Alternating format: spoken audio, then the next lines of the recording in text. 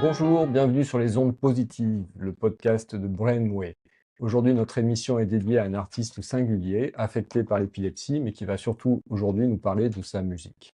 Nous avons la chance d'accueillir Félix, chanteur, auteur, compositeur et guitariste de No Money Kids.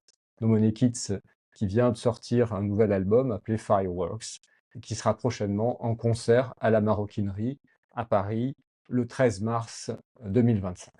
Félix, est-ce que tu veux nous présenter ton groupe? Oui. Mon groupe est formé de moi à la guitare et au chant et de Jean-Marc Pelintan à la basse et à la guitare.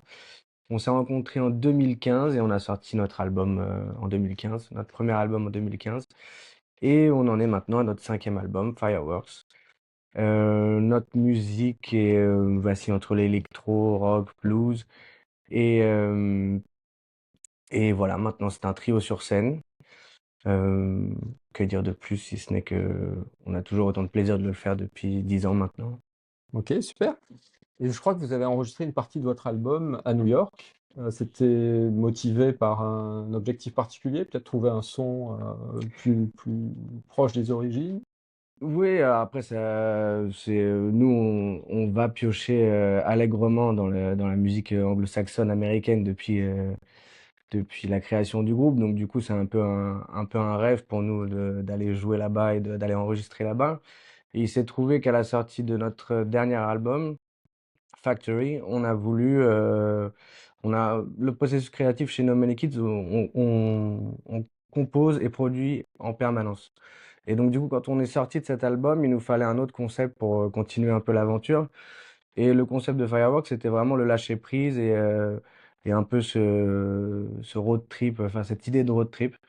Et du coup, au dernier morceau, quand on a commencé à produire le titre qui s'appelle Get Free, on s'est rendu compte qu'on avait besoin de mise en situation, de choses, voilà, d'expérimentation sensitive, disons.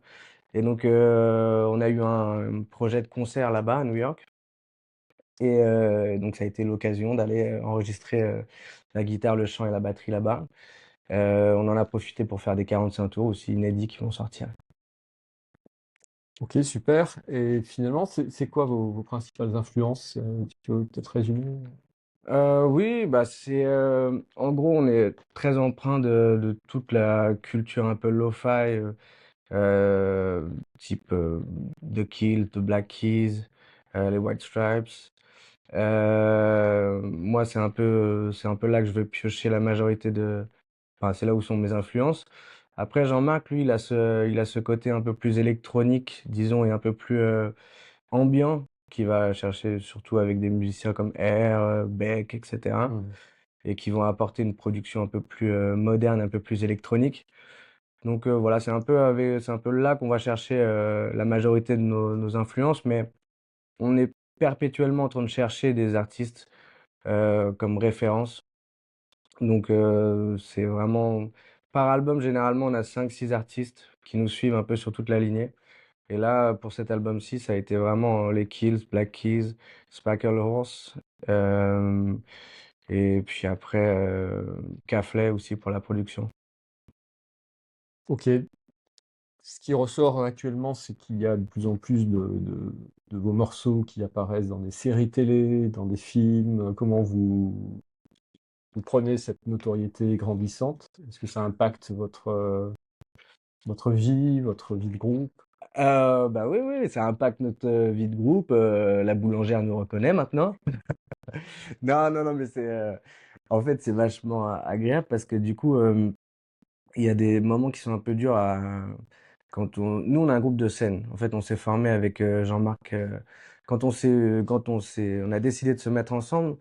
L'idée, c'était de prendre tous les éléments de production qu'on pouvait avoir en studio et de les apporter sur la scène pour justement rendre vivant, c'était l'exercice du studio qui nous tient à cœur, mais qui avait toujours ce défaut d'être trop dans l'introspection et pas dans le partage.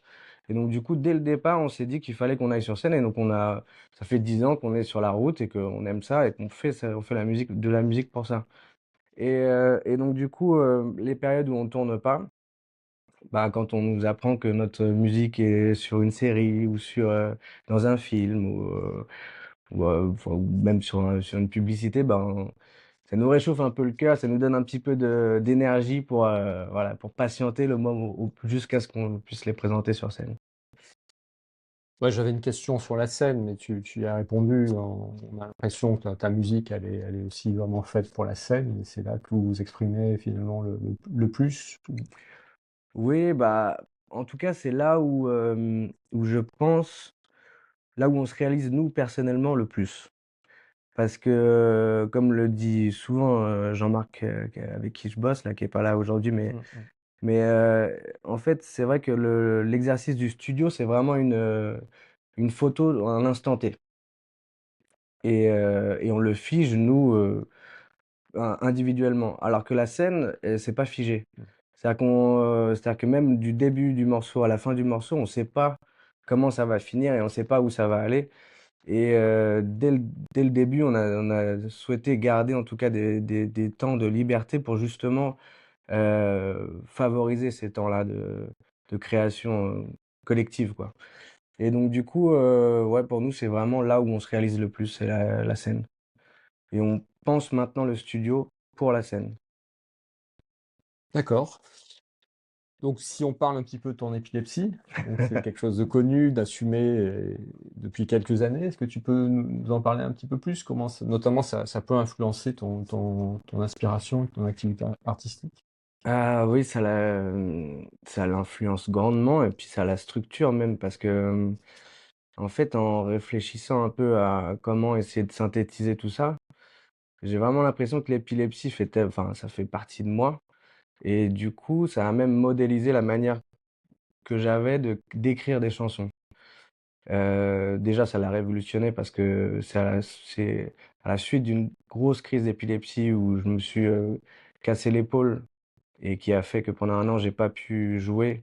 Et pendant cette année-là, bah, j'ai redécouvert les Black Keys, j'ai découvert les Kills et ça a vraiment révolutionné ma manière d'appréhender la musique et d'écrire la musique. Donc je pense que je serais pas là aujourd'hui si j'avais pas eu cette crise. Et en plus, ça structure ma manière de composer parce que je fais des petites absences de quelques secondes, mais ces petites absences-là m'enlèvent toute envie. Enfin, c'est-à-dire que quand je sors de l'absence, j'ai plus du tout envie de faire ce que j'étais en train de faire. Et donc, dans la composition, en fait, je me suis rendu compte que, au fur et à mesure, bah, j'étais de plus en plus, plus attaché à une image, une sensation, une émotion, un personnage et il fallait que ce soit, vraiment, vraiment très précis. Et c'est pour ça que je pense que notre musique s'applique vachement aussi, à l'image. C'est qu'en fait, c'est toujours une image très précise, une émotion très précise qu'on va aller chercher. Et on va pas essayer de l'agrémenter d'artifices, qui seraient, superflus. Justement parce que moi, quand je compose, si j'ai pas une idée claire, si j'ai pas une émotion claire, bah, il suffit que j'ai une crise d'épilepsie et en fait, je peux pas terminer ma chanson. Donc en fait, ça structure vraiment tout et donc voilà. Bah, c'est pour ça que, je suis obligé d'avoir généralement quand j'écris, il faut que pour commencer la chanson, il me faut une phrase d'accroche et un personnage, bien précis pour que justement quand ça m'arrive, je puisse très vite revenir au début et reprendre le fil. Mais et ça, c'est marrant parce que je pensais à ça quand j'ai écouté une interview de Lennon, non, de McCartney, qui disait qu'en fait, au début des Beatles, comme ils n'avaient pas les moyens de s'enregistrer, ils étaient obligés de faire des chansons simples. Et ça a fait bah, les premiers albums des Beatles. Hmm, Et en gros, alors je vais pas faire de parallèle qui serait, enfin, mais c'est un peu la même chose. C'est-à-dire que du coup, c'est dans l'urgence, tu es tout ça. obligé de, voilà, c'est ça, comme il n'y a pas moyen de revenir, même un enregistrement pour moi, ça ne changerait rien, parce qu'en fait, c'est juste, c'est l'émotion, enfin, je l'ai perdue, donc il faut que je la retrouve, quoi. Et il faut que ce soit simple, il faut que je puisse la rechoper, quoi. Ok, et finalement, cette épilepsie, comment tu la gères au quotidien, dans tes tournées, dans tes enregistrements, est-ce que dans ta vie quotidienne, est-ce que... Bah, je prends mes médicaments à heure fixe. Ouais. Déjà, mes enfants, ça m'a aidé à structurer mon épilepsie parce que du coup, ça m'a calé au niveau des rythmes de sommeil, etc. Même si bon, on dort moins, mais en tout cas, en tout cas, moi, personnellement, depuis que j'ai des enfants, j'ai une vie qui est beaucoup plus réglée. Mmh. Et puis, il y a aussi un autre, c'est-à-dire que maintenant, on ne fait plus dans notre secteur d'activité, on fait plus de café-concert. En fait, moi, j'ai toujours joué dans les cafés-concerts avec mon père, enfin, mon père qui était musicien et mon oncle. Et en fait, là, avec nos équipes, on est arrivé à un stade où on travaille plus, voilà, on va plus faire de concerts dans les cafés-concerts. Et ça m'a fait du bien parce qu'en fait, le rapport à l'alcool aussi, il est Ouais. à prendre en compte. Et nous, dans notre métier, ce qui était dur à gérer pour moi, c'était vraiment l'excès d'alcool.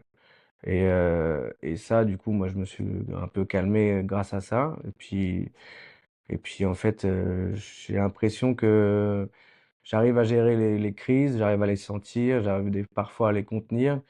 Et je stresse de moins en moins vis-à-vis de la musique, etc. Donc en gros, j'ai de moins en moins de crises.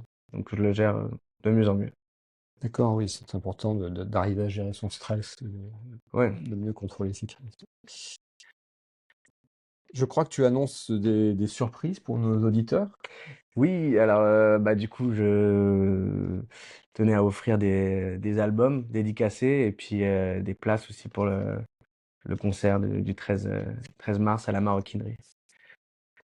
Donc merci encore Félix et on te souhaite plein de bonnes choses pour l'année à venir, des concerts, de nouveaux morceaux, de l'inspiration. Merci à Vous vous. pouvez retrouver toute l'actualité de No Money Kids sur les réseaux sociaux. Merci à tous pour une prochaine émission. À bientôt.